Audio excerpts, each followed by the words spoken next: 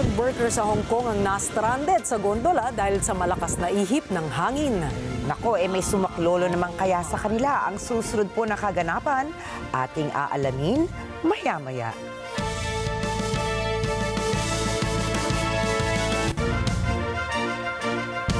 Magandang gabi. Ako po si Ricky Matay. Ako si Nina Richie Alago Flores. Ito ang Mata ng Agila International. Para naman sa mga headlines ngayong araw ng Miyerkules. Vice President Sara Duterte, isinasaayos na ang legal team para sa dating Pangulong Duterte sa ICC. Philippine Navy magsasagawa ng live fire drill sa balikatan exercises sa Abril. Pangulong Donald Trump at Russian President Vladimir Putin nagkasundo sa isang 30-day conditional ceasefire sa Ukraine. Mga residente sa Ecuador walang mainom dahil sa malawakang oil slick. At Crew 9 nag-splashdown na sa baybayin ng Florida.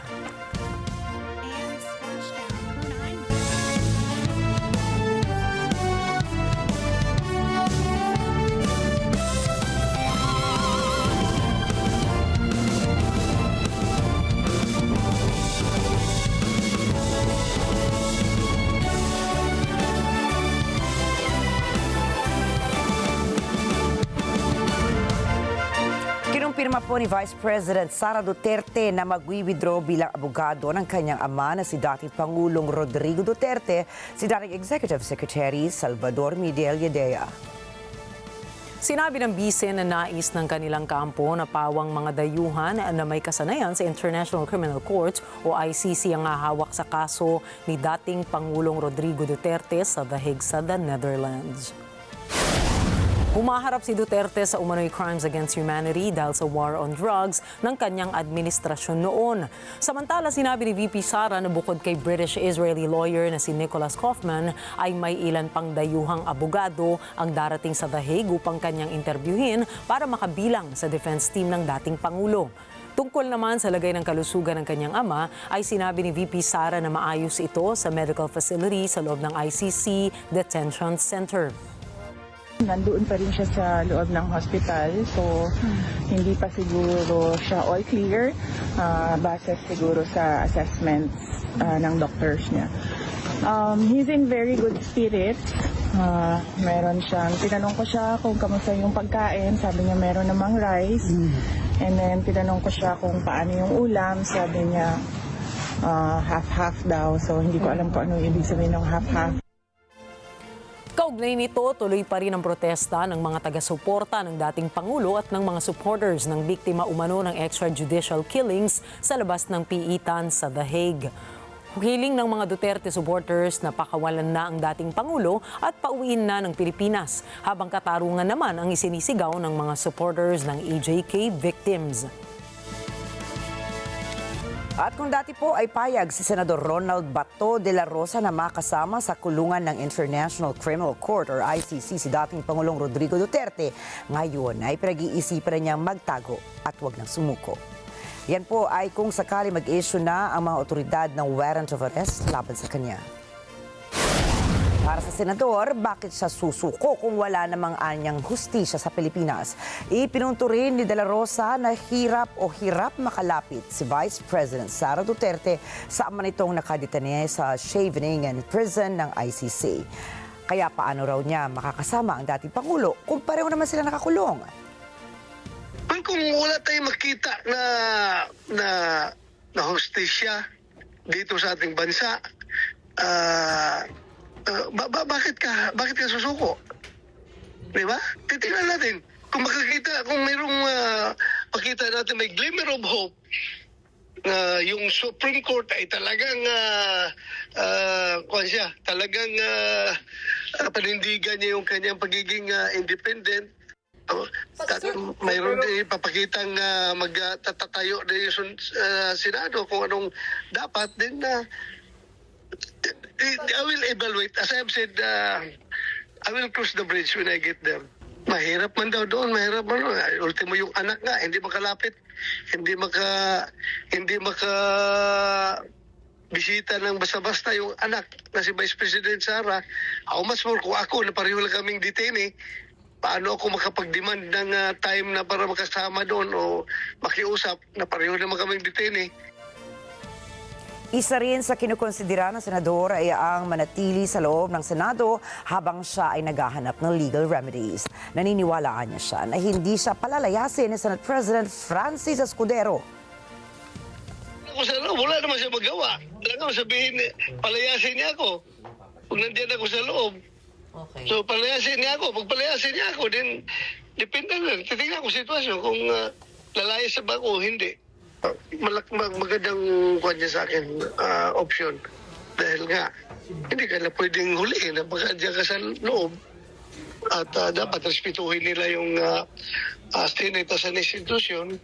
So, maganda yun para sa akin. Naghahanap ngayon ang International Criminal Court o ICC ng mga freelance transcribers na marunong sa wikang Filipino at Cebuano. Ayon sa ICC, ang mga matatanggap sa trabahong ito ay ilalagay sa Language Services Unit, Integrated Services Division sa ilalim ng Office of the Prosecutor. Binigyan din naman ng ICC na dapat maunawaan ng mga freelance transcribers na maaaring maselan ang nilalaman ng audio-video material na na-outsource para sa transcription. Batay sa website ng ICC, na-post ang job opening noong January 28 hanggang sa isang buwan bago ang pagkakaaresto ni dating Pangulong Rodrigo Duterte. Inanunsyo po ng Philippine Navy na magsasagawa sila ng live fire drills gamit ang mga major missile systems ng Pilipinas sa nalalapit na balikatan exercises sa buwan ng Abril. Sinabi ni Philippine Navy Chief Vice Admiral Jose Maria Ambrosio Espeleta, layon ng partisipasyon ng Philippine Navy sa balikatan ngayong taon na pahusayin pa ang interoperability pati na rin ang collective response sa mga regional security challenges na maaaring kaharapin ng hukbo. Kabilang po sa mga missile systems na gagamitin sa joint military drills ay Sea Star, Spike, Non-Line of Sight at ang Mistral 3. Una ng binanggit ni Defense Secretary Gilberto Teodoro Jr. na bahagi ng balikatan exercises ng Pilipinas at ng Estados Unidos ang pagsasagawa ng full battle simulations. Anya, layo na ng ganitong full battle simulations na maging handa ang sandatahang lakas ng Pilipinas sa mga realistikong senaryo. Sinabi ng Philippine Navy na palalawakin nila ang kanilang pagsasanay kasama ang Italian Navy. Inamin ng mga otoridad na kailangan ding ma-expose ng mga tauhan ng Philippine Navy sa iba pang uri ng drills upang mas mapabuti ang kanilang kakayahan. Bukod sa anti-submarine warfare trainings, ay target din ang hukbong pandagat ng Pilipinas na mas ma-develop pa ang kakayahan nito sa anti-surface warfare, anti-air at electronic warfare. Binanggit din ni PN spokesperson Captain John Percy Alcos na ang Italy ang isa sa pinakamahusay na Navy sa buong mundo. Kaya logical lamang daw na ipagpatuloy ng Pilipinas na magsanay kasama ang puwersa ng Italia. Nangako po si Pangulong Ferdinand Marcos Jr. na kukumbinsihin nito ang ibang mga bansa na ratipikahan na ang Comprehensive Nuclear Test Ban Treaty o CTBT upang matiyak na ligtas ang mundo mula sa mga nuclear threats. Sa isang courtesy call sa Malacanang, kinausap ni Robert Floyd, Executive Secretary ng CTBT Organization si Marcos, at sinabing tulungan siya nito na kumbinsihin ang mga lider ng Tonga, Bhutan at Nepal para i-ratify ang kasunduan. Ayon kay Marcos, gagawin ng kanyang administrasyon ang kanilang makakaya at sinabi pang pamilyar ang bansa sa proseso. Kinikilala po ng Pilipinas ang kritikal na papel ng CTBT bilang isang pangunahing confidence-building mechanism para sa mga estado upang maresolba ang security issues ng rehiyon at ng buong mundo. Ang pandaigdigang kasunduang ito laban sa nuclear tests ay pinagtibay ng United Nations General Assembly noong taong 1996. Mula noon ay umabot na sa 178 bansa ang nagpatibay po nito kung saan kasama rito ang Pilipinas. Subalit, hindi pa nagkakabisa ang Comprehensive Nuclear Test Ban Treaty dahil nangangailangan ito ng ratifikasyon mula sa 44 na mga bansang pinaniniwalaang nagtataglay ng nuclear research and power reactors. Kabilang narito ang China, North Korea, Egypt, India, Iran, Israel, Pakistan, Russia at Estados Unidos. May alok na humigit kumulang 3,500 job opportunities ang Croatia para sa mga Pilipino na naghahanap ng trabaho sa ibang bansa. Ayon sa Department of Migrant Workers o DMW, kabilang sa mga trabahong alok ng Croatia ay hospitality staff, housekeeper at iba pa. Kaugnay ito sa inihayag ng Croatia na nangangailangan sila ng mga manggagawa ngayong summer, partikular na sa huling bahagi ng Abril at Mayo. Ayon sa DMW, walang placement fee na babayaran ng mga job seekers dahil government-to-government arrangement ito. Ang inisyatibo na ito ay bahagi ng kasunduan ng Pilipinas at Croatia na lumikha ng prospect na trabaho para sa mga Pilipino sa ibang bansa. Higit sa Croatia ay sinasaayos din ng DMW ang mga job opportunities sa Slovenia at Hungary. Para sa mga nagnanais naman na magpasa ng kanilang aplikasyon, ay isumiti ito ng eksklusibo sa pamamagitan ng DMW lamang. Nanawagan naman ang ahensya sa mga job seekers na umiwas sa mga alok ng trabaho sa social media para maiwasan ang mga biktima ng illegal recruiters. Anila, dapat magpasa ang isang aplikante sa pamamagitan ng opisyal na website ng DMW. Inanunsyo naman po ng PhilHealth na itinaas nila ang benepisyong makukuha ng mga miyembro nito sa animal bite treatment package mula sa 3,000 piso patungong 5,850 pesos.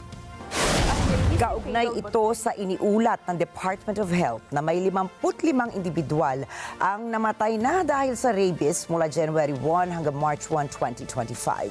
Saklaw po ng animal bite treatment package ang post-exposure prophylaxis, bakuna laban sa rabies, immune globulin, pangangalaga sa sugat, tetanus shots at antibiotics. Hinihimok naman ng PhilHealth ang publiko na maging responsable sa pag-aalaga ng hayop at magpabakuna para maiwasan ang rabies. Noong 2024 po kasi, umabot na sa 426 na pasyente ang namatay dahil sa rabies, kung saan kalahati sa mga ito ay galing sa alagang hayop.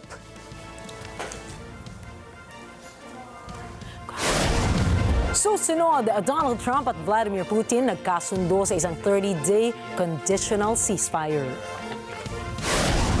Israeli Prime Minister Benjamin Netanyahu tinapos na ang Israel-Hamas truce. At UN hindi titigil hanggang sa makamitang respeto para sa Gaza ceasefire. Mga detalye ng mga balitang yan at iba pang mga balita sa pagbabalik ng Mata ng Agila International.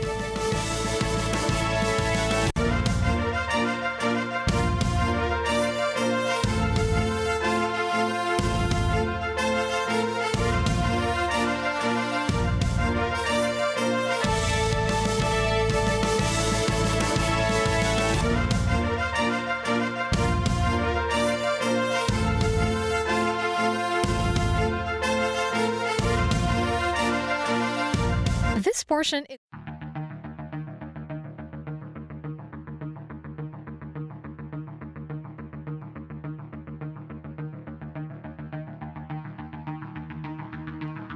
Alam namin ang iyong pagsisikap. Dama namin ang iyong mga sakripisyo. Kita namin ang pagharap mo sa bawat pagsubok. Kaya sa kabila ng mga hamon ng buhay, nandito kami para umalalay. Kasi katulad mo, gusto rin namin ang magandang bukas para sa kanya. Hatid namin ang dekalidad na edukasyon at makabagong pasilidad sa abot kayang halaga. Kaya huwag ka na mangamba. Sasamahan ka namin tuparin ang mga pangarap niya.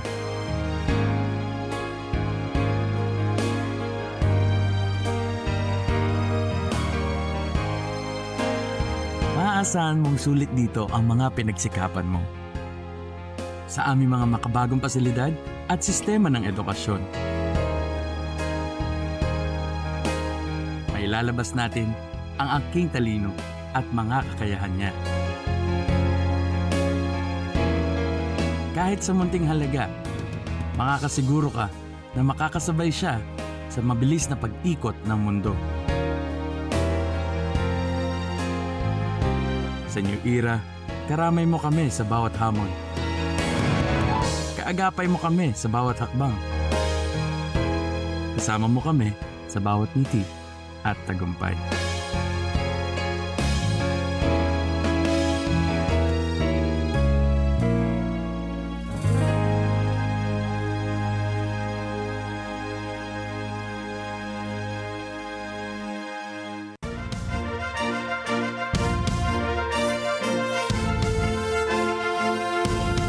Iniulat ng Taiwanese Defense Ministry na nasa 59 Chinese aircraft ang malapit sa Taiwan sa mga nakaraang linggo. Sa isang statement, iniulat ng Taiwan Defense Ministry na maliban sa mga Chinese aircraft, naispatan din ang 9 na barkong pandigma, pati na rin ang mga nagpapatrolya malapit sa kanilang teritoryo. Dagdag pa nito na nasa 43 sa naturang aircraft ang tumawid sa median line ng dalawang bansa. Ito na ang pinakamataas na bilang ng mga air at sea assets ng China na na-detect ng Taiwan ngayong taon. 美国它的所需要面对的军事安全的层面来看，我不认为美国可以就说 can afford 去失去印太这个区域。那所以我们就因此应该有共同的目标。 Sa ngayon ay nagsagawa na ng mobility drills ang Taiwanese Defense Ministry sa harap ng banta ng China. Layunin nito na ihanda ang bansa sa kahit anong atake o gray zone harassment na ginagawa ng China. Iginiit ng Taiwanese security officials na sinasanay umano ng Beijing ang Taiwan sa regular na joint combat readiness patrols upang mapagod ang Taiwan na magpadala ng puwersa sa naturang katubigan. Patuloy naman ay pinoprotesta ng Taiwan ang agresyon ng China sa naturang lugar. Sa ilang okasyon na rin ay pinahayag ng Taipei ang kanilang kagustuhang palawakin pa ang kanilang military arsenal. 相关的武器装备的采购都是基于防卫作战实际需要来进行采购的。我们在台美在进行这些相关的这些所需要筹购的武器方面，我从来没有感觉到说美方是故意要塞一些我们跟防卫作战实际不需要的武器哦，大家都是共同讨论。 Hindi pa po inaanunsyo ng South Korea ang petsa ng impeachment ruling laban kay suspended President Yoon Suk-yeol. Ayon sa isang opisyal ng Constitutional Court ng Korea, patuloy pa rin ang diskusyon ng 8 justice na naka-assign sa impeachment ruling ng dating presidente, subalit nakatakdang ibahagi ang official announcement ukol sa ruling date sa lahat ng sangkot na partido sa mga susunod na araw. Natapos na po ang impeachment proceedings ukol sa kaso ni Yoon noong February 25 at wala pang karagdagang inilabas ang korte ukol sa resulta nito. Mahigit 1 buwang nakulong si Yoon matapos siyang arestuhin at ma-indict kaugnay sa kanyang nabigo at panandaliang deklarasyon ng martial law. Nakalaya rin ito matapos maabsuelto si Yoon mula sa kanyang insurrection charges. Nagbabala ang North Korea sa administrasyon ni Donald Trump na pupulbusin nito ang war reinforcements ng Estados Unidos. Ito'y matapos muling magpadala ang Estados Unidos ng karagdagang stealth fighter jet sa Northeast Asia. Tinawag din ng Foreign Ministry ng North Korea na ipokrito raw ang G7 nations dahil panawagan nito sa Pyongyang na abandonahin na ang lahat ng nuclear weapons nito at ballistic missile programs. Sinabi ng Pyongyang makatarungan ang ginagawa ng gobyerno nito dahil bilang estado ay dinedepensahan lamang nito ang kanilang bansa. Iginiit po ni Ukrainian Foreign Minister Andrei Sybiga na hindi kailanman kikilalanin ng Kyiv ang soberanya ng Russia sa mga teritoryo na nabawi nito sa kanila. Hanggang ngayon ay inaangkin ng Ukraine ang Crimea, Donetsk, Lugansk People's Republics, Kherson at Zaporizhzhia. Subalit sa mga referendums noong 2014 at 2022 ay naging opisyal na teritoryo ng Russia ang mga nasabing rehiyon at sinabi na ng Moscow noon pa na hindi magiging bahagi ng anumang kasunduan na bitawan nila ang mga naturang teritoryo. Nangangamba tuloy ang ilang political experts na mahihirapan si US President Donald Trump na maayos ang gusot sa pagitan ng Russia at ng Ukraine dahil pareho nitong iginigiit na may karapatan sila sa mga nasabing lugar. Pumayag na si Russian President Vladimir Putin sa 30-day conditional ceasefire sa Ukraine. Ito ang naging kinahinatnan ng ginawang pag-uusap sa telepono ni Putin at US President Donald Trump.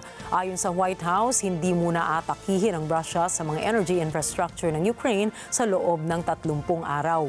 Tinanggap naman ito ni Ukrainian President Volodymyr Zelensky, ngunit sinabi nito na sa kabila ng kanilang pagtanggap ng naturang kasunduan ay hindi lamang dito aasa sa galaw ng Estados Unidos at Russia. Inaanyayahan din ni Zelensky si Trump na konsultahin siya upang mapag-usapan ang mga hakbang patungo sa pagbabalik ng kapayapaan sa kanilang rehiyon. Тобто ми ж підтримуємо всі кроки щодо закінчення війни. Ми і будемо підтримувати, але для того, щоб щось підтримувати, треба розуміти, що конкретно. Ну, буде час у президента Трампа, він зайнята людина, буде час, він набере будь-який час, у нього є там телефон, немає питання, ми готові, проговоримо з ним наступні кроки, задоволені. Ми відносимось зі скепсисом з точки зору довіри к русским. Довіри до Путіна немає. Тому я й кажу, треба зрозуміти, як технічно це буде відбуватися, щоб це не залежало тільки від їх бажання. Ось і все. Sa darating na Marso 20, magkakaroon ng palitan ng nasa 175 prisoners of war kung saan 23 rito ay nasa malubhang kalagayan. Hiniling rin ni Putin na dapat ay walang paggalaw sa mga sundalo ng Ukraine sa loob ng 30 araw ng ceasefire. Ilan sa mga natalakay ay marapat na magkaroon ng matatag na samahan ang dalawang bansa. Dahil na rin anya sa ceasefire ay magkakaroon rin ng pagtigil ng pag-atake sa mga barko na dumaraan sa Black Sea. Magugunitang noong nakaraang linggo ay nagkaroon ng pag-uusap ang kinatawan ng Estados Unidos at si Ukrainian President Volodymyr Zelensky na ito ay ginanap sa Saudi Arabia. Sa isang joint press briefing ay sinabi ni German Chancellor Olaf Scholz at French President Emmanuel Macron na isang magandang pangitain ang pagiging bukas ng Russia sa isang ceasefire dahil nagbibigay daw ito ng senyales ng nalalapit na katapusan ng digmaan sa pagitan ng Ukraine at Russia. Die nun angekündigte Waffenrufe für Angriffe auf die Energieinfrastruktur kann ein erster wichtiger Schritt auf dem Weg sein. Das Gleiche gilt für die Aufnahme technischer Verhandlungen für eine Waffenruhe auf See. Der nächste Schritt muss ein vollständiger Waffenstillstand für die Ukraine sein und das möglichst schnell. Natürlich ist klar, und auch darüber sind wir uns beide einig, es darf keine Entscheidung ohne die Ukraine und über die Köpfe der Ukraine hinweg geben. Les dernières discussions vont dans le bon sens et nous voulons en effet un règlement solide et durable pour l'Ukraine et pour la sécurité en Europe. Et à ce titre, grâce au travail avec le Royaume-Uni, l'Allemagne, nous avons, je crois, œuvré utilement pour convaincre le président Zelensky. Il a fait, je crois, un très bon choix d'avoir le courage de prendre une initiative de paix avec le président Trump en acceptant un cessez-le-feu pour 30 jours. Monsieur le chancelier a rendu compte des échanges que nous avions eus avant cette conférence. Les premières étapes se mettent en place, mais l'objectif doit rester le même. Avoir un cessez-le-feu mesurable et vérifiable, pleinement respecté. Lancer des discussions de paix détaillées et complètes qui permettront d'avoir une paix solide et durable et les garanties qui vont avec. Cela reste notre objectif et évidemment cela n'est pas concevable sans que les Ukrainiens ne soient autour de la table. C'est là aussi avec constance que nous avons défendu.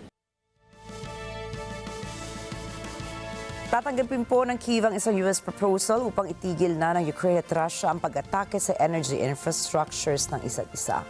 Ito ayon mismo kay Ukrainian President Volodymyr Zelensky. Alamin po natin ang mga detalye ng balita mula kay Myla Simbulan. Noong Martes, sinabi ni Pangulong Volodymyr Zelensky na susuportahan ng Ukraine ang mungkahi ng Estados Unidos sa tigilan ng Kyiv at Moscow ang airstrike sa energy infrastructures ng isa't isa.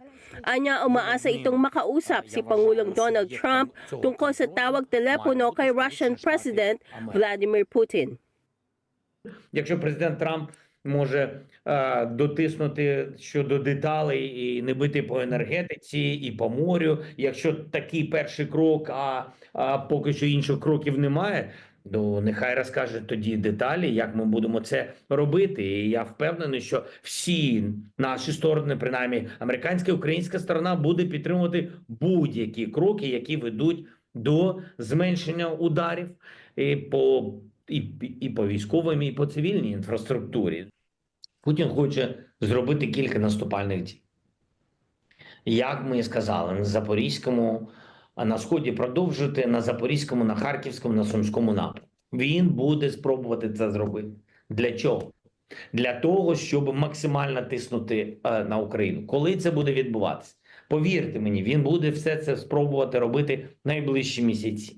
Kinumpirma ng White House na nagkasundo si Putin at Trump ukol sa 30 araw na tigil putukan sa energy infrastructure target sa Ukraine. Gayon din ang pagpapatuloy agad ng pag-uusap ukol sa mas malawak na peace plan.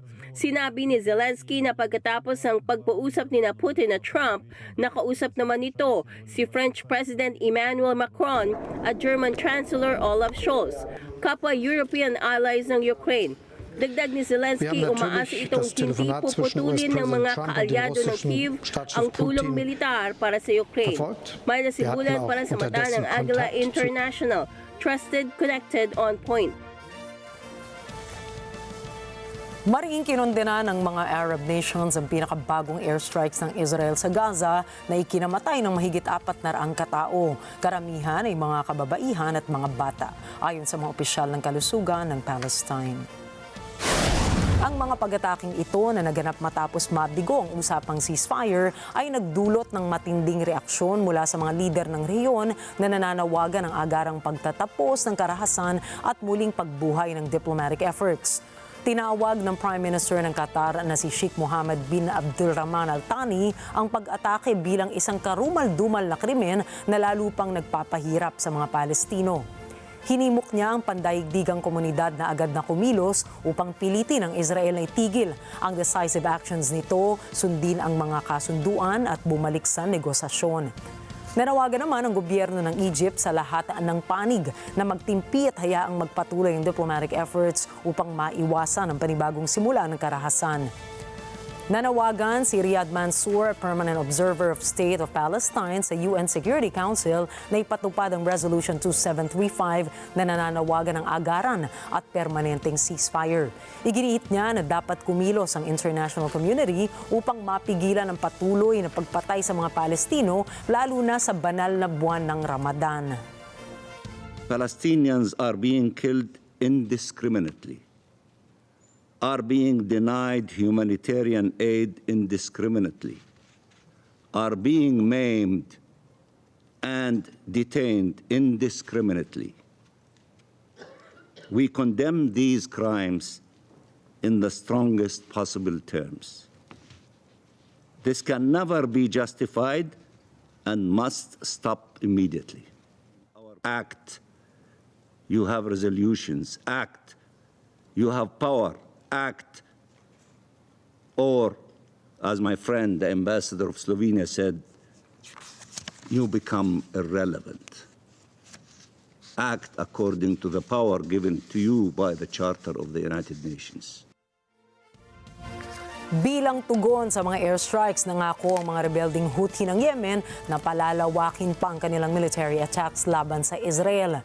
Ipinahayag ni Houthi leader Abdullah Malik al-Houthi ang matibay na suporta ng kanilang grupo sa mga Palestino at binalaan na kung hindi titigil ang Israel sa pag-atake nito sa Gaza, magpapatuloy sila sa pag-target sa Israeli military and maritime assets. ونحن نؤكده اليوم ونؤكد على أننا سنستأنف التصعيد في أعلى مستوياته ضد العدو الإسرائيلي، وسنعمل كل ما نستطيعه ضد العدو الإسرائيلي ولنصرة الشعب الفلسطيني، ونتصدى لأي مساندة أمريكية لاستهداف بلدنا، مساندة للعدو الإسرائيلي والاستهداف لبلدنا. Kinumpirma naman ang tagapagsalita ng militar ng Houthi na si Yahya Sareya na nagpaputok ang kanilang grupo ng Palestine 2 hypersonic ballistic missile sa Neva Team Air Base ng Israel at sinabing matagumpay nilang natamaan ang target. Nagbabala siya na mas marami pang pag-atake ang isasagawa kung hindi titigil ang opensiba ng Israel. إن اليمن قيادة وشعبا وجيشا لن يقف مكتوف الأيدي وهو يرى كل هذه المجازر بحق إخواننا في غزة، وإن القوات المسلحة اليمنية بعون الله تعالى ستسخر كافة قدراتها وإمكانياتها دفاعا ونصرة للمظلومين في فلسطين حتى تتوقف هذه الجرائم بحق إخواننا في غزة، وهي بعون الله تعالى مستمرة في التصدي للعدو الأمريكي المجرم، وكذلك في منع الملاحة الإسرائيلية حتى وقف العدوان ورفع الحصار وإدخال المساعدات إلى قطاع غزة. Nanganganib ng tuluyang mabuwag ang 2 buwang ceasefire na pansamantalang nagbigay ng temporary relief sa 2.3 million residents ng Gaza. Inakusahan naman ng Hamas ang Israel ang paglabag sa kasunduan habang ipinagtanggol naman ni Prime Minister Benjamin Netanyahu ang mga pag-atake na sinasabing kinakailangan ng mga ito dahil sa patuloy na pagtanggi ng Hamas na palayain ang mga bihag. Habang patuloy ang lumalalang sitwasyon, patuloy ding sinusulong ng mga bansang Arabo ang agarang diplomatic intervention upang pigilan ang mas matinding pagdanak ng dugo at maibalik ang kapayapaan sa rehiyon.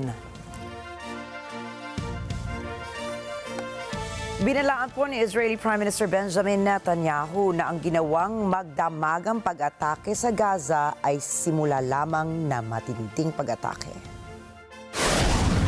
Hamas refused offer after offer to release our hostages. In the past 2 weeks, Israel did not initiate any military action in the hope that Hamas would change course. Well, that didn't happen. While Israel accepted the offer of President Trump's special envoy, Steve Witkoff, Hamas flatly refused to do so.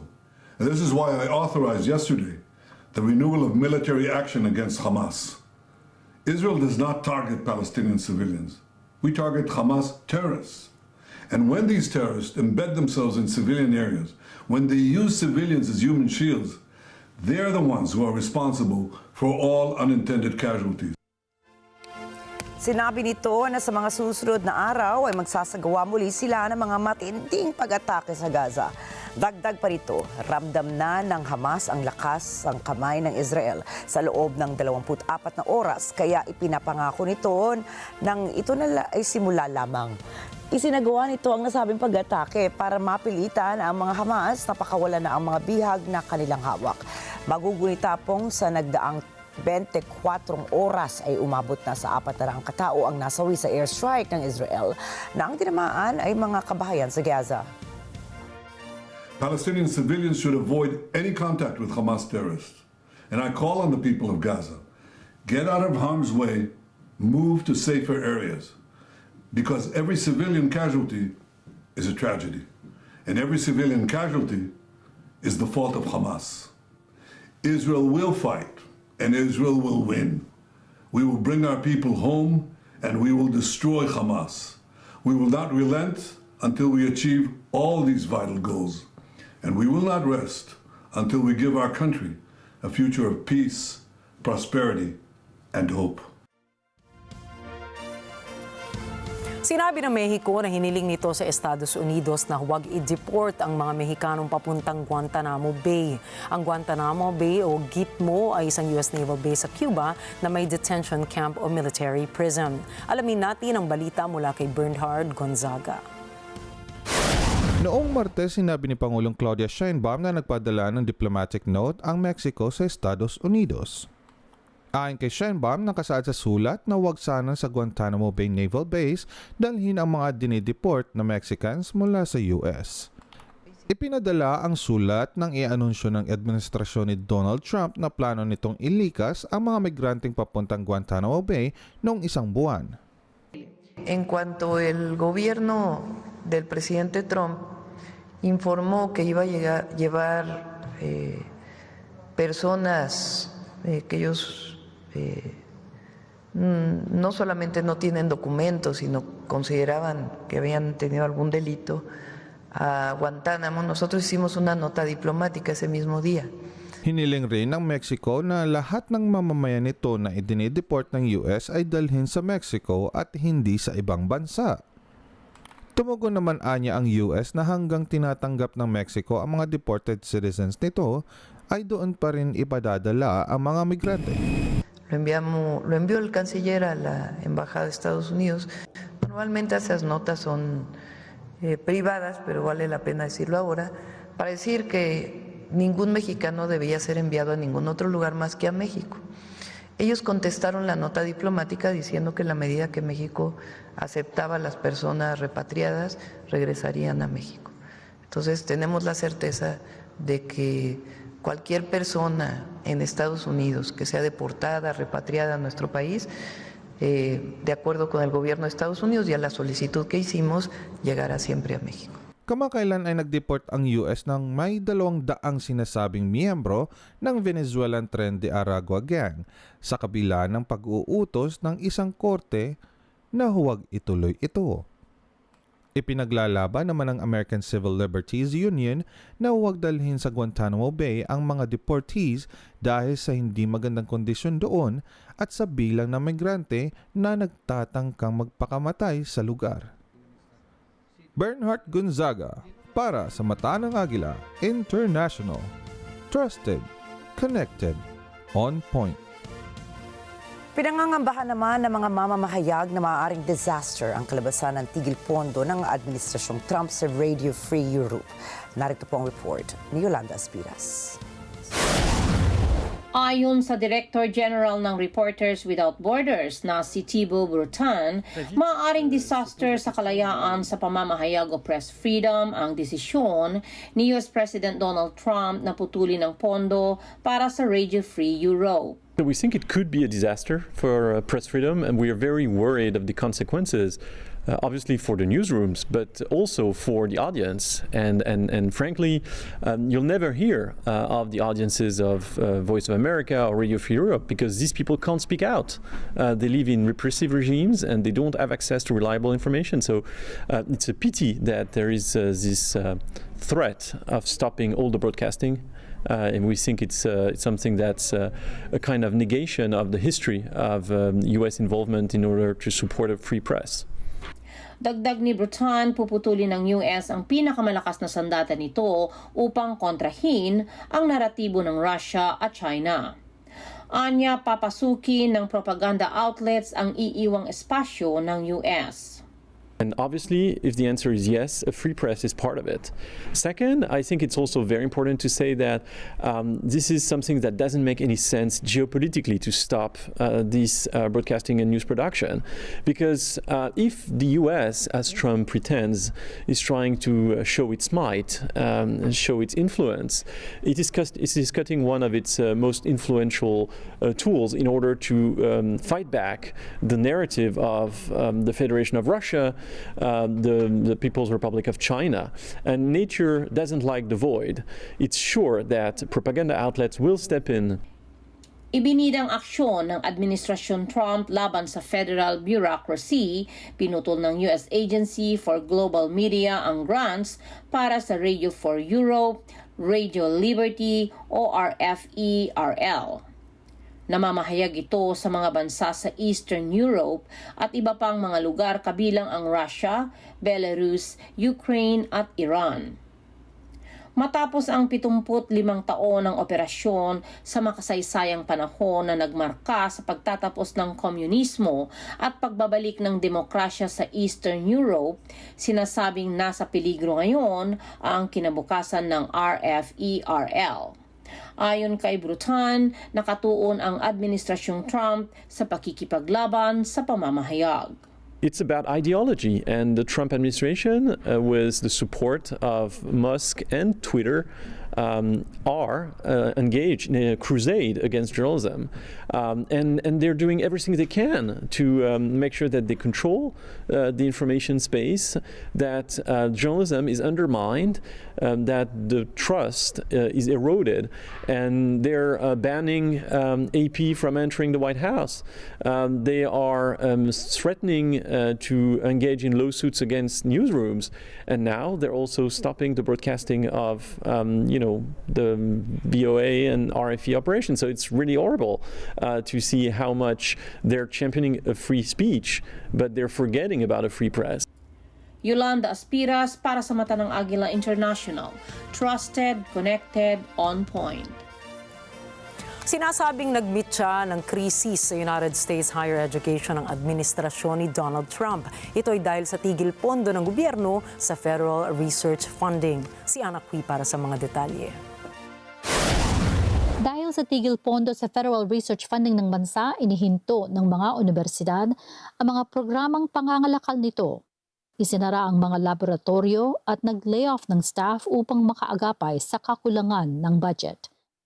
Simula nang maupong muli si Pangulong Donald Trump, bilyon-bilyong dolyar na federal grants at loans para sa state, local at tribal governments para sa disaster relief, education, transportation at iba pang essential programs ang pinatigil nito.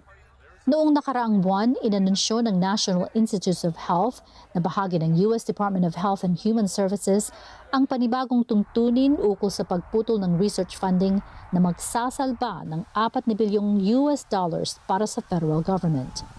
Noong Huwebes, inanunsyo naman ng Johns Hopkins University na magkakaltas ito ng 2,000 trabaho domestically at internationally dahil na rin sa federal funding cuts. Ayon sa universidad, maaapektuhan ang mga programang kritikal tulad ng pagpigil ng pagkalat ng sakit. Tinanggalan na ng $800 million na pondo ng Trump administration ang institusyon. Kinansela rin nito ang $400 million na pondo para sa Columbia University dahil anya sa mishandling ng paaralan sa pro-Palestinian demonstrations. Bilang tugon, sinabi ng Columbia University na makikipagtulungan ito sa gobyerno upang maibalik ang pondo. Samantala, nagbawas naman ng graduate student admissions ng 35% ang University of Pennsylvania. Sinuspende naman ng University of Southern California ang enrollment ng ilang doctoral programs. Inihinto naman ng Stanford University ang hiring ng bagong staff.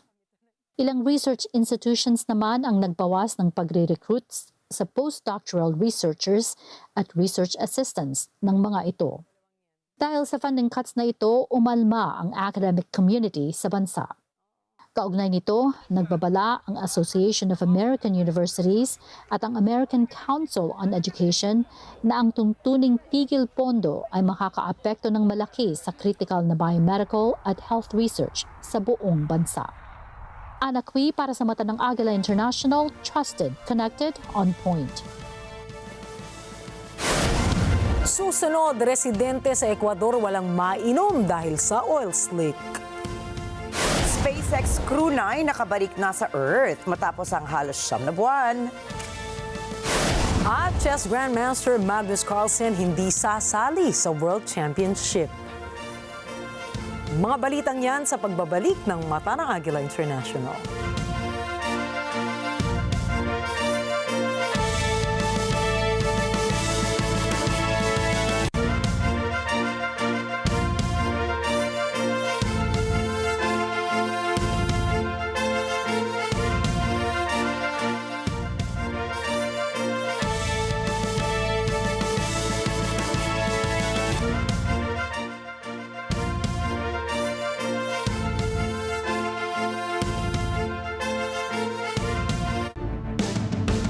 Matatag ang paninindigan.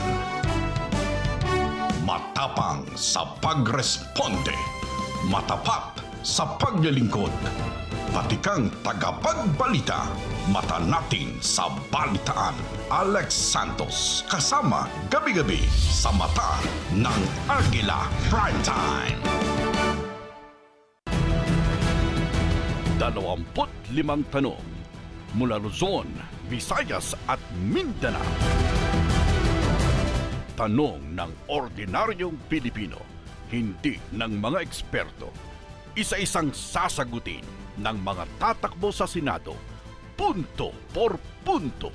Isang kandidato, 25 tanong ng bayan. A senatorial point of view. Dito sa NET25.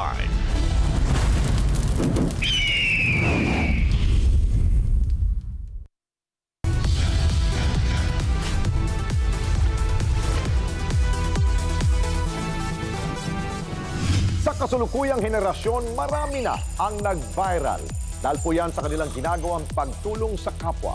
Pero mas marami ang tumutulong kahit walang nakakakita. Kaya naman kung ikaw ay may kilala na grupo o individual na may natatanging pagresponde sa lipunan at maging sa kalikasan, mag-text lamang sa 0915-415-1035 o mag-email sa responde@net25.com at magpadala ng mensahe sa ating Facebook page at NET25 TV. Baka kayo na ang susunod nating Certified Key Responder. Let's get together Sa NET25. Sa NET25.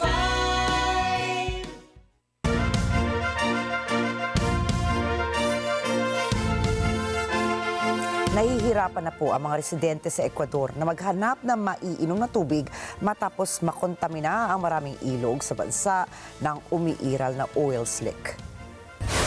Ayon sa Petro Ecuador, tumagas ang mga langis mula sa isang major pipeline matapos masira ito ng isang landslide. Ang nasirang pipeline ay bahagi ng Trans-Ecuadorian Pipeline System kung saan kayang mag-transport nito ng halos 360,000 barrels bawat araw mula Amazon patungong Pacific Coast. Isinailalim na sa state of environmental emergency ang Ecuador dahil sa nararanasang oil slick sa bansa. Kumalat na sa Esmeraldas River ang langis at inaasahang maaapektuhan din ang ibang mga ilog sa bansa. Ang pagtansya po ng Petro Ecuador, humigit kumulang 200,000 bariles ng langis ang tumapon sa katubigan. Sinimulan na ng mga otoridad ng pamamahagi na maiinom na tubig sa mga residente bilang pantawid uhaw. 3 construction workers sa Hong Kong ang nasagip ng mga rescuers matapos ma-stranded sa sinasakyan nilang gondola dahil sa malakas na ihip ng hangin doon. Ayon sa lokal na ulat, nangyari ang insidente sa Tin Shui Estate. Batay sa ulat ng weather station sa Hong Kong, umabot sa 110 kilometers ang maximum speed ng ihip ng hangin doon. Dahil sa lakas ng hangin, ay nag-issue ng amber rainstorm warning ang weather station ng bansa, pero makalipas ng lampas sa 1 oras ay inalis din nila ito. Ang rainstorm warning sa Hong Kong ay binubuo ng 3 levels. Ang amber bilang lowest na sinundan naman ng red at panghuli ang black bilang highest.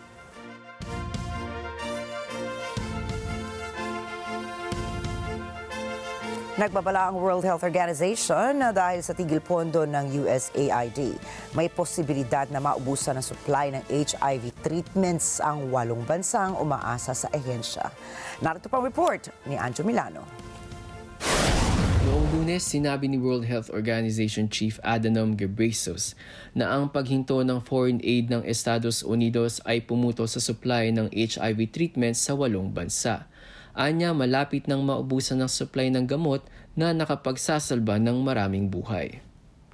The suspension of most funding to PEPFAR, the President's Emergency Plan for AIDS Relief, caused an immediate stop to services for HIV treatment, testing, and prevention in more than 50 countries. 8 countries now have substantial disruptions to antiretroviral therapy and will run out of medicines in the coming months.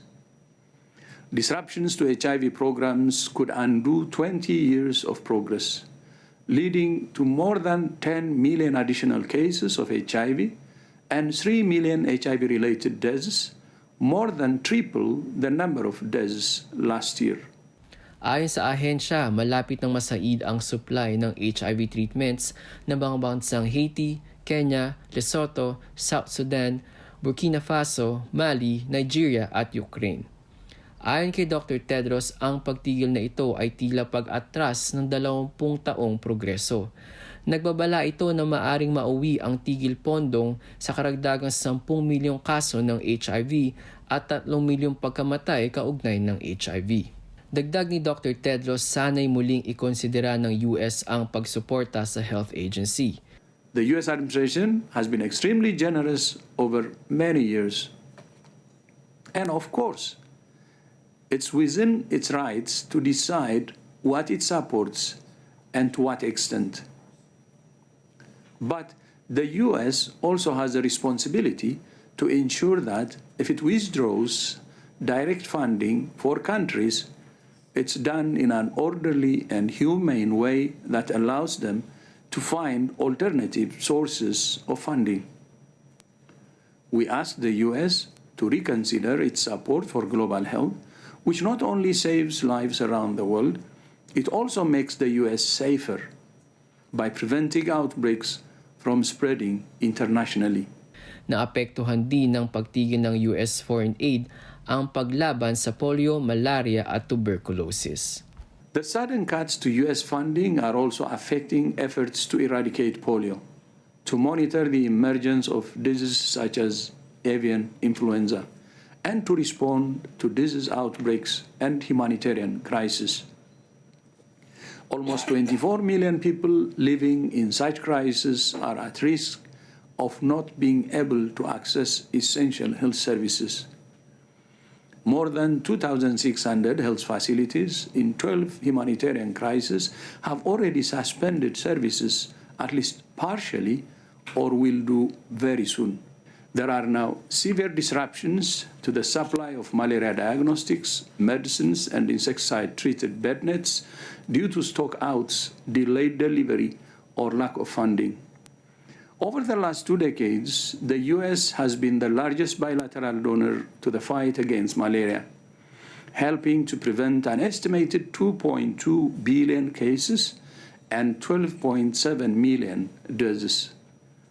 If disruptions continue, we could see an additional 15 million cases of malaria and 107,000 deaths this year alone, reversing 15 years of progress. On tuberculosis, 27 countries in Africa and Asia are facing crippling breakdowns in their response, with shortages of human resources, disruptions to diagnosis and treatment, data and surveillance systems collapsing, and vital community engagement work deteriorating. 9 countries have reported failing procurement and supply chains for TB drugs, jeopardizing the lives of people with TB. Over the past 2 decades, U.S. support for TB services has helped to save almost 80 million lives. Those gains, too, are at risk. Ayon sa ahensya, humaharap din sa pagsasara ang WHO Coordinated Global Measles and Rubella Laboratory Network na may higit sa 700 sites sa buong mundo. Panawagan ni Dr. Tedros na makipag-usap ang US upang magawa ng maayos na transition ang paghahanap ng panibagong pagkukunan ng pondo. If the US decides not to restore direct funding to countries, we ask it to engage in dialogue with affected countries so plans can be made to transition from reliance on US funding to more sustainable solutions without disruptions that cost lives. Samantala, humaharap rin sa pagsasara ang may 167 health facilities dahil sa kakulangan ng pondo. Kung hindi ito mapipigilan, higit sa 220 pang pasilidad ang magsasara pagdating ng Hunyo. Dahil sa plano ng US na kumala sa ahensya, huminto rin ito ng hiring at nagsagawa ng budget cuts. Sa 5 ng taunang pondo ng WHO ay galing sa Estados Unidos. Anjo Milano para sa mata ng Agila International, trusted, connected, on point. 554 na mga Indonesians ang ligtas na dumating sa kanilang bansa matapos silang masagip sa mga online scam compound sa Myanmar. Sa inisyal na ulat ay lumabas na ang ilan sa mga umuwing Indonesians ay nakaranas ng pang-aabuso sa scam hubs. Ang ilan sa kanila ay binugbog at kinuryente bago na iligtas. Habang ang iba naman ay pinagbantaan din na puputulin ang ilang bahagi ng kanilang katawan kung hindi nila makuha ang quota. Ayon sa isang individual, pinangakuan sila ng trabaho sa Myanmar, ngunit pagdating nila roon ay ginawa silang mga online scammers. Magsasagawa ng investigasyon ng pulisya para alamin kung ang nasabing grupo ba ay puro mga biktima o may mga suspect din sa kanila.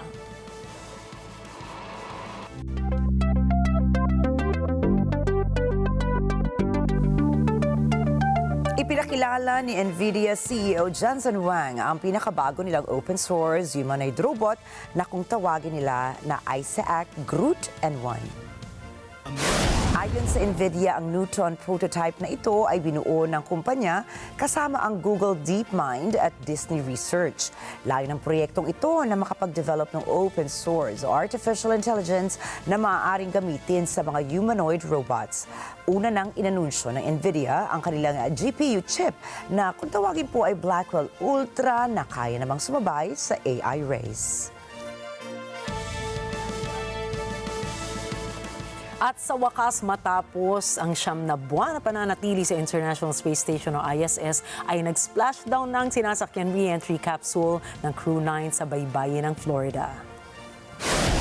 Lumabas sa re-entry capsule sina Butch Wilmore at Suni Williams kasama ang dalawang iba pang astronauts matapos ang 17-hour trip mula sa ISS. Ang crew 9 ay na-stranded sa space station matapos ang halos 9 na buwang aberya sa Boeing Starliner na naging dahilan naman ng pagkaantala ng kanilang pag-uwi sa Earth.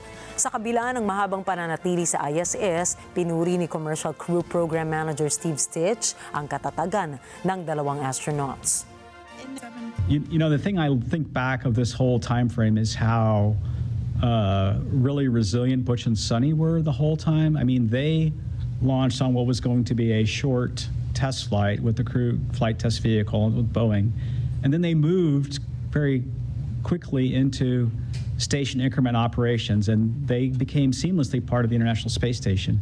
And they did that because they're experienced astronauts, and we had prepared, right? We had flown gloves for them to do spacewalks, and we had flown a lot of components for them. So I think that shows the adaptability of crew members. And if I think forward to exploration and maybe some harsh missions to the Martian surface someday or back to the moon, you know, the adaptability of crew members, changing the timeline for their return. Looks like we're getting our next crew member. Dahil sa ipinakitang katapangan ni Wilmore at Williams ay inimbitahan ni US President Donald Trump ang dalawa na tumungo sa White House sa oras na makarecover na sila mula sa kanilang mission.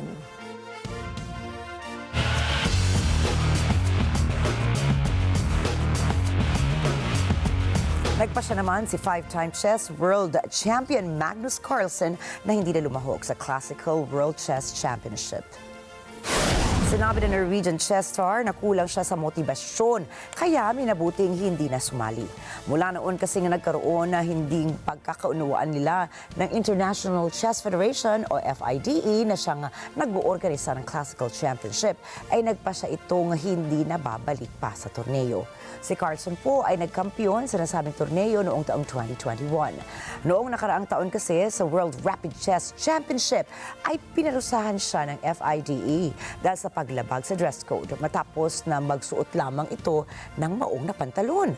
Sa taon ding yun ay nagwagi siya sa Chess.com Speed Chess Championship at kasama rin niyang nagkampiyon sa World Blitz Championship si Ian Nepomuceno. At narito po kami para maghatid ng balita saan mang dako ng mundo. Magandang gabi po. Ako po muli si Ricky Mathay. Ako si Nina Richie Lagaw Flores. Ito po ang Mata ng Agila International. Para naman sa iba pang mga balitang nangyari rin sa iba't ibang panig ng mundo, punta tayo kay Alma Angeles para sa Mata ng Agila World News.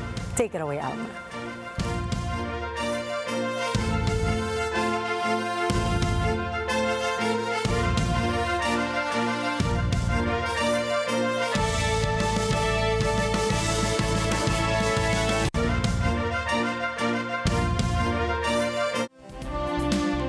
Thank you, Nina and Ricky. Good evening, everyone. I'm Alma Angeles for NET25 World News. On tonight's headlines. In a significant development, Russian President Vladimir Putin has agreed to a temporary halt in attacks on Ukrainian energy facilities. But he stopped short of endorsing a full ceasefire. And this comes after a call with U.S. President Trump, who hopes for a path to lasting peace. Malacanang has placed blame on former President Rodrigo Duterte for his administration's handling of alleged crimes against humanity during the war on drugs, leading to his arrest and transfer to the ICC. Kung meron po sigurong dapat sisihin kung bakit nagpatuloy ang ICC, yun na rin po ay ang dating administrasyon dahil hindi sila agad kumilos patungkol dito sa mga kasong ito. NASA astronauts Butch Wilmore and Suni Williams have safely returned to Earth in a SpaceX capsule after a 9-month mission following a previous setback with the Boeing Starliner. And the UN reports that record greenhouse gas levels have driven global temperatures to an all-time high in 2024, accelerating glacier and sea ice loss and pushing the world closer to a critical warming threshold. And the news starts now.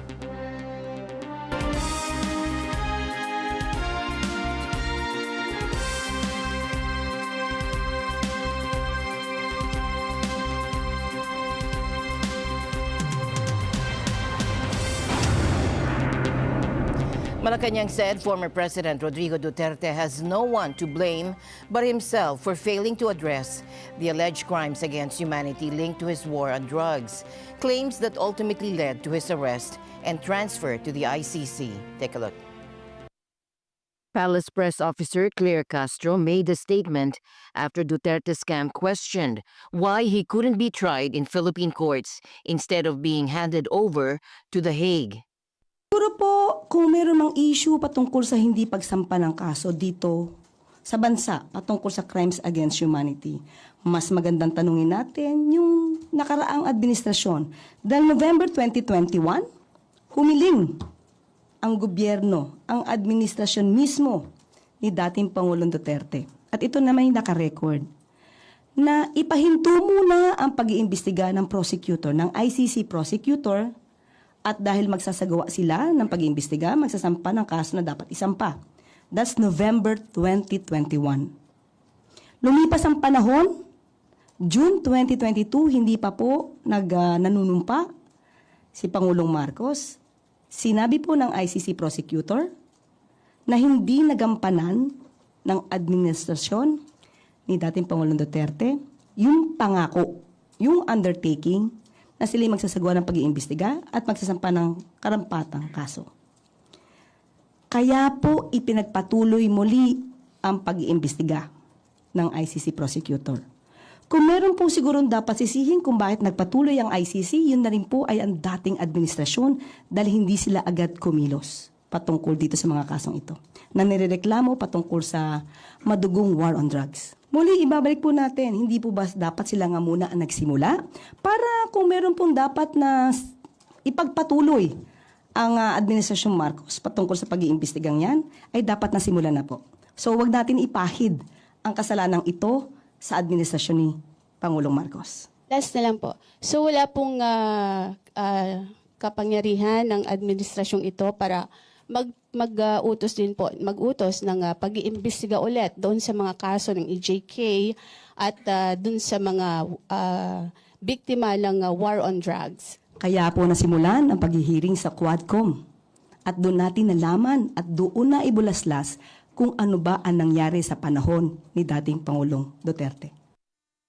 Meanwhile, former presidential spokesman Harry Roque calls Duterte's arrest and swift transfer to the ICC kidnapping and a blatant violation of international legal standards and due process.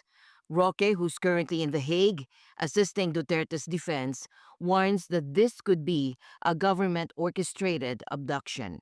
Ay kinakailangan legal ang pamamaraan ng pag-aaresto. Yan ang dahilan kung bakit yung mga bansa na sumapi sa International Criminal Court ay nagsabi na kinakailangan bago ipadala sa ICC, ihirap muna sa lokal na tribunal ang pagkatao ng akusado nang masigurado na yung mga illegal na pamamaraan para magkaroon ng jurisdiksyon ng hukuman ay hindi nagamit para sa paghuli ng akusado. Pero sa aking paningin, yung paraan na ginawa nila para mahuli si dating Presidente Duterte ay nagresulta sa napakatinding paglabag sa kanyang karapatan. Unang-una, nakita niyo naman, sabi nila doon sa kanilang sinumite na sa habeas corpus na sinampa namin para kay Congressman Pulong na binasahan daw siya nung warrant of arrest. Hindi po totoo yan. Kasi wala pong pinakitang warrant of arrest. In fact, nagkaroon lang siya ng access sa warrant of arrest ngayong araw na ito.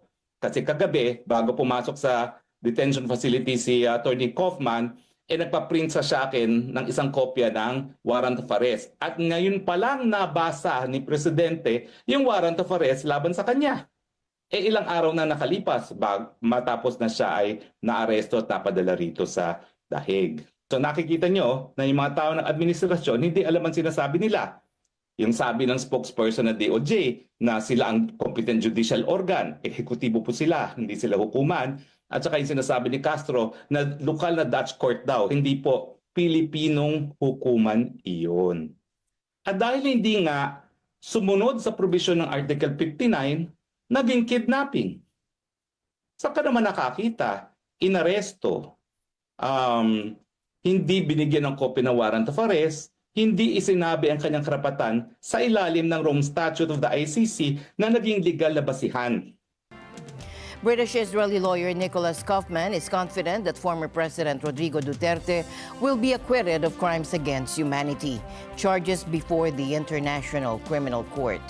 Former president is in very good spirits, looking forward to conducting his defense. A strong defense. Kaufman says he's finalizing Duterte's defense team. A counsel who's experienced in matters at the ICC, and it's that counsel's job to compose the team. It's early days yet. No one is entitled to draw any conclusion whatsoever from what has been or hasn't been done with respect to nominations at this point in time. Vice President Sara Duterte confirms that former Executive Secretary Salvador Medaldea and former presidential spokesperson Harry Roque, both currently in the Netherlands, are not part of it. Medaldea, who represented Duterte during his ICC pretrial chamber appearance on March 14, reportedly fell ill before he could visit him in detention.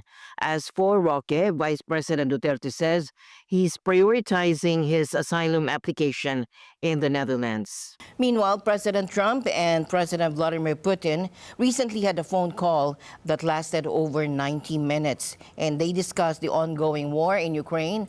More from Thomas I. Likeness. The deal comes after Trump and Putin held what the White House describes as a lengthy phone call on Tuesday. Washington frames the partial ceasefire as a first step toward a peace deal. Although Ukrainian President Volodymyr Zelensky says he supports the deal, he wants to see what's in the fine print.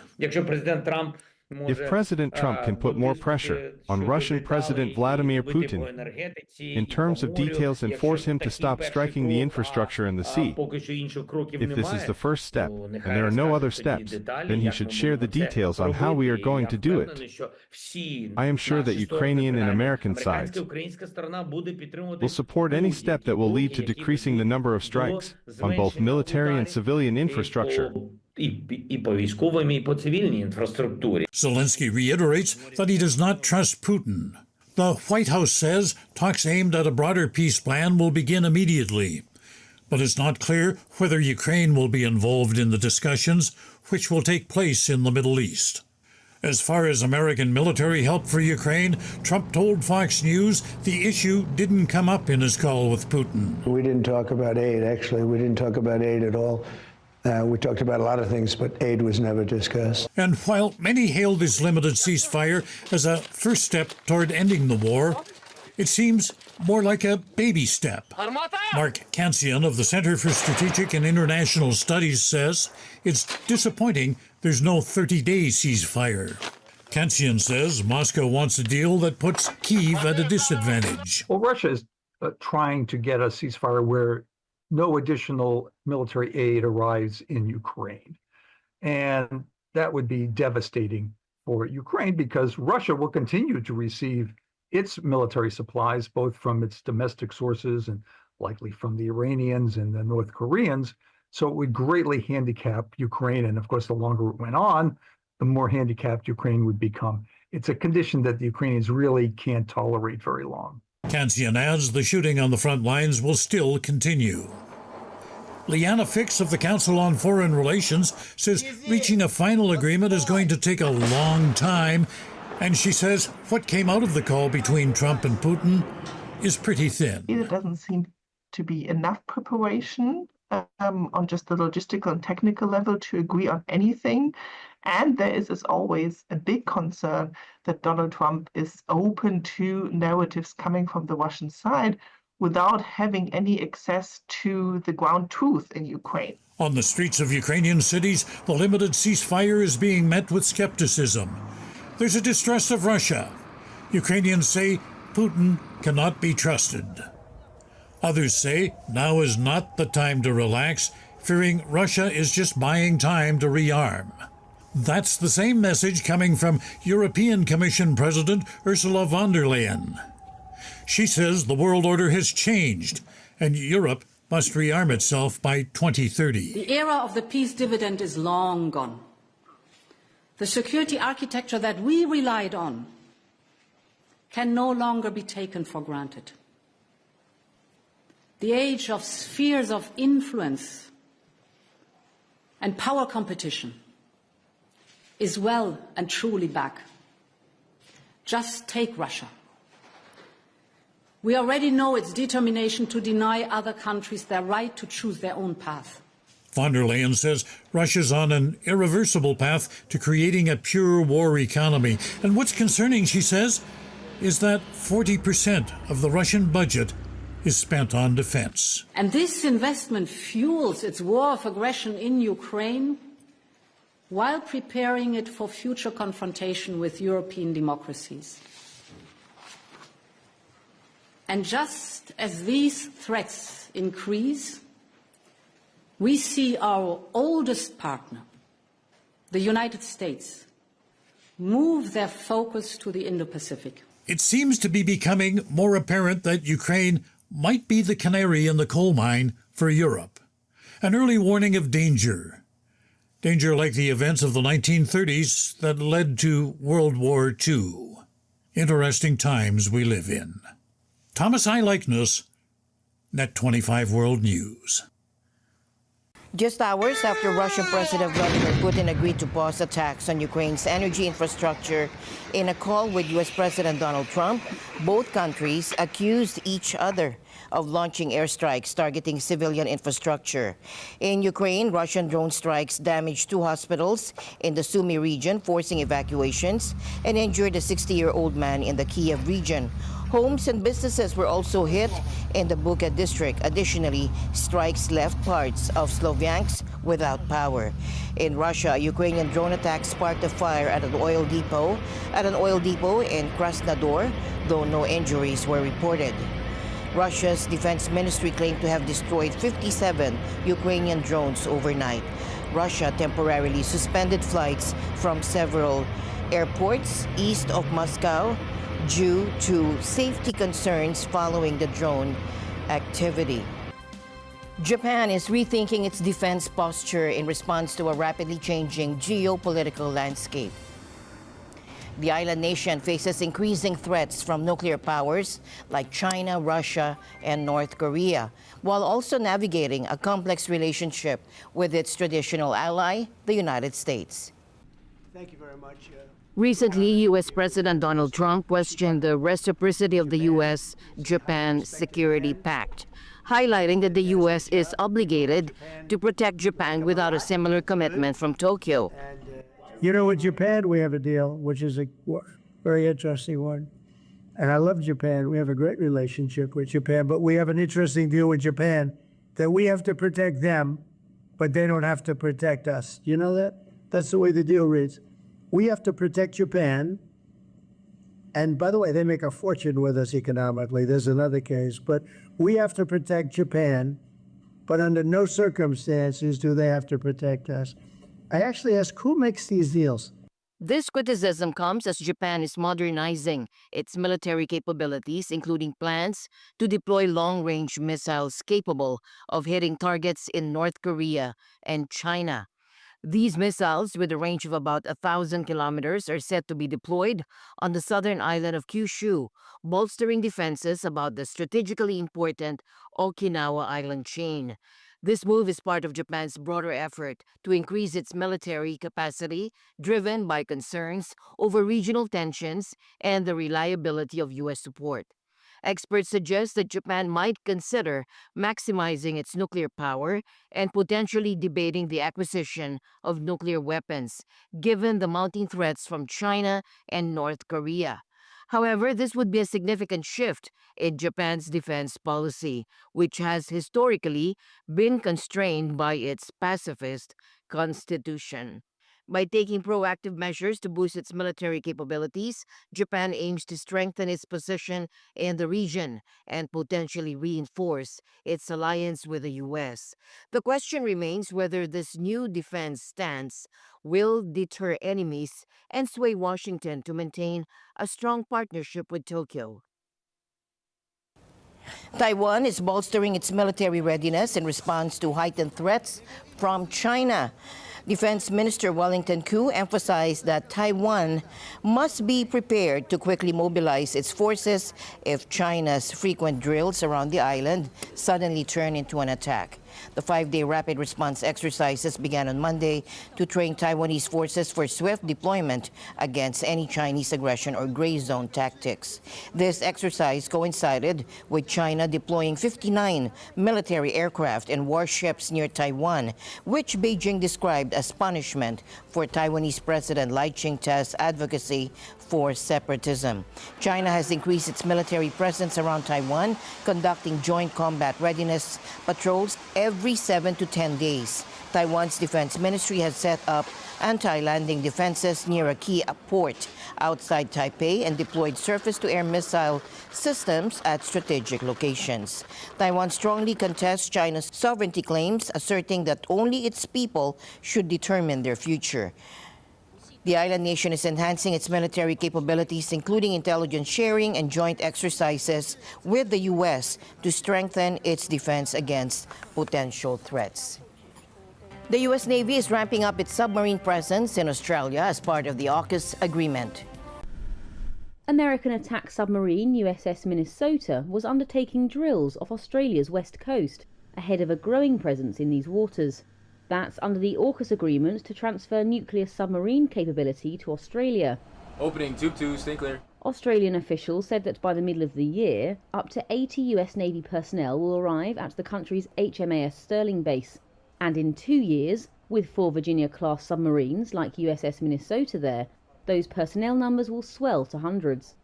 The submarine's commanding officer, Jeffrey Cornell. This is the most advanced warship in the world. What they gain is the capability to operate a nuclear-powered, conventionally armed warship.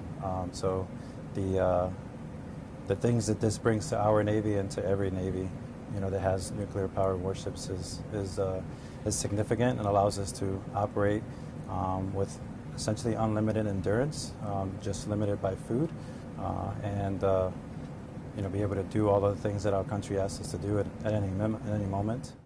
The Virginia submarine program has been exempted from US President Trump's Pentagon budget cuts. A top administration official said the attack submarines are, quote, absolutely essential, both to make defending Taiwan viable and to fulfill its obligations to Australia. Under AUKUS, Australia's most expensive defence project, Australia will buy 2 used Virginia-class submarines next decade and build a new class of nuclear-powered submarines with Britain to replace its ageing diesel-powered fleet. US Navy officials said in preparation there are 115 Australians in the US Nuclear Navy training pipeline or on Virginia submarines, plus 130 training for nuclear submarine maintenance at Pearl Harbor in Hawaii, US. And the news continues here on NET25. We'll be right back.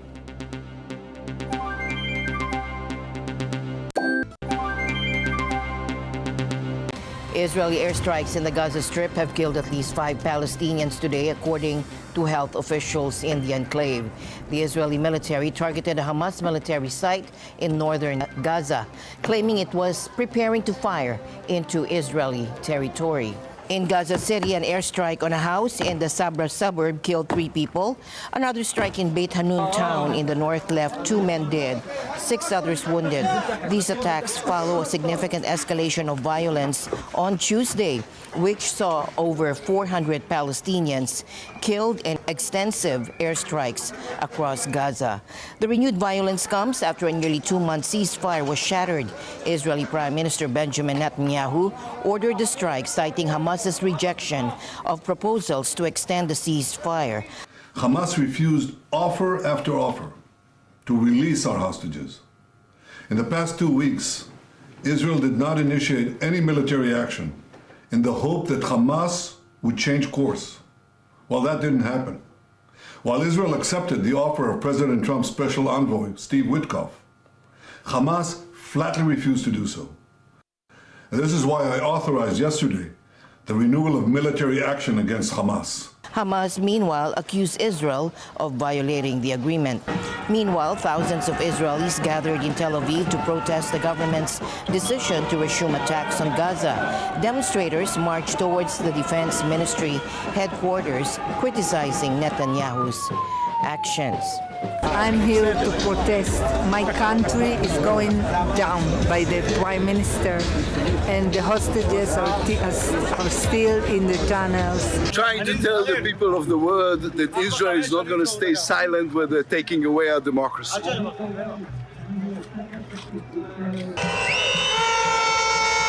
NASA astronauts Butch Wilmore and Suni Williams have finally returned to Earth after a remarkable 9-month journey in space. NASA astronauts Butch Wilmore and Suni Williams finally returned to Earth in a SpaceX capsule on Tuesday. The crew enjoyed a soft splashdown off Florida's coast and were welcomed back by a pod of curious dolphins. Their return caps a protracted space mission that was fraught with uncertainty, technical problems, and political spectacle. They were stuck in space for 9 months after their faulty Boeing Starliner craft upended what was meant to be a week-long stay on the International Space Station. Issues with the Starliner's propulsion system led to cascading delays to their return home. Then the mission got caught up in politics after it captured the attention of US President Donald Trump. He called for a quicker return of Wilmore and Williams when he took office. He also alleged, without evidence, that former President Joe Biden abandoned the pair on the ISS for political reasons. NASA acted on Trump's demands by moving Crew 9's replacement mission up sooner, according to the agency's ISS chief, Joel Montalbano, on Tuesday. See, we work for the president, and who's ever there, we work for them. We had an input from that office. We took a look at it. And, you know, our job is to take all the inputs we get and operate as successful and safely as we can. And that's what we did for this administration, and that's what we would do for any administration. The agency had swapped a delayed SpaceX capsule for one that would be ready more quickly. They said they sped through its methodical safety review process to heed the president's call. Wilmore told reporters earlier this month on a call from the ISS that he did not believe NASA's decision to keep them on the station had been affected by politics under the Biden administration. SpaceX CEO Elon Musk, a close advisor to Trump, had echoed Trump's call for an earlier return. He said the Biden administration spurned a SpaceX offer to provide a dedicated Dragon spacecraft rescue mission last year. NASA officials said the 2 astronauts had to remain on the ISS to maintain adequate staffing levels. They said they did not have the budget or the operational need to send a dedicated rescue spacecraft. Crew Dragon flights cost between $100 million to $150 million. Boeing had hoped Starliner would compete with the SpaceX capsule, but this mission has thrown its development future into uncertainty. NASA's Commercial Crew Program Chief, Steve Stick, said on Tuesday that Starliner needs more tests before it routinely carries U.S. astronauts. You know, we're certainly looking at Starliner very carefully. We're in the process of looking at that vehicle, looking at the helium system. We've got some candidate seals that we're going to replace. We'll get into some testing here over the summer timeframe with what we call an integrated doghouse at White Sands. So we're looking at that. Boeing, which congratulated the astronauts' return on X, did not immediately respond to a request for comment.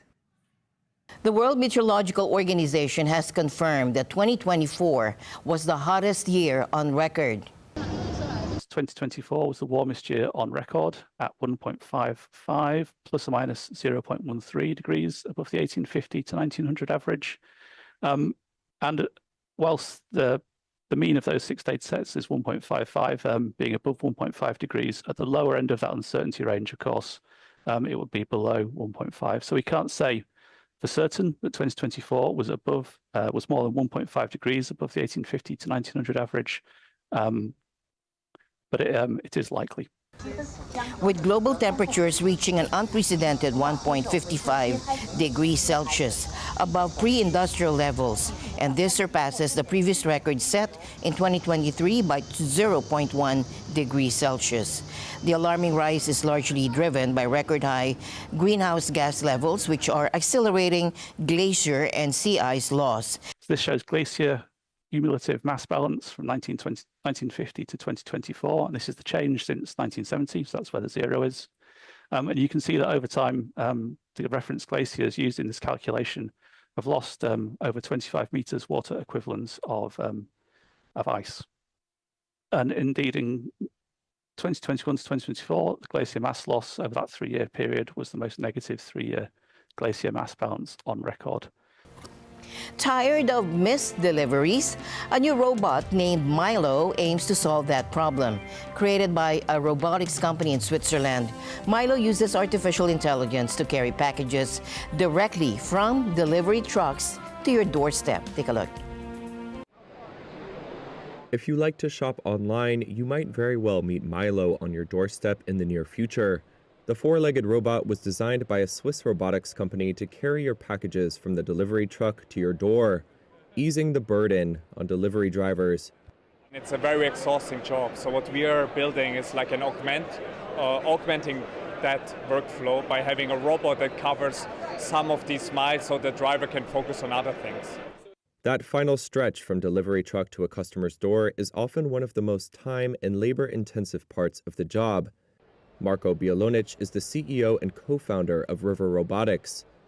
They designed Milo to tackle that final stretch, known in the logistics industry as the last mile.